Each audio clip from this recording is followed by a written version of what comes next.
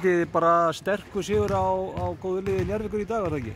Jú, virkilega góður sigur. Þetta er búið að þetta byrjaði allt bara í vikunni. Nú náðu við loksins að æfa öll saman eins og kannski vanta hjá okkur svolítið í vetur. Við vorum allt liði núna í heila viku æfingum og ég segi að það sannarlega skilaði sér í dag. Við vorum að bara spilast bara frábærlega, alveg einstór liðsild. Þetta var samt erfiður leikur og aldrei komið bara fyrir en alveg í lokin.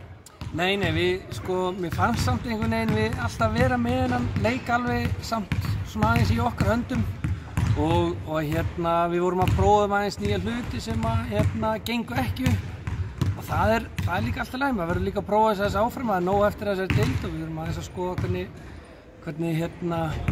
hvað þetta gerir því en við bara spiluðum bara á okkar grunni alveg hrikalega vel og vorum bara það kom bara svo margar flottar unga stelpur inn í þetta leik og voru bara skilaðu sínu.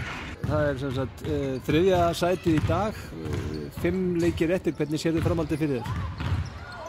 Við höldum bara áfram að byggja okkur hægt og rólega upp. Nú erum við að fara að erfiða útileiki 2 næstu helgi og eins og kannski erum að spila þetta þá verður það virkilega erfitt. Það er á móti Grindavík og þeir eru að spila núna við Fjölnir og eftir.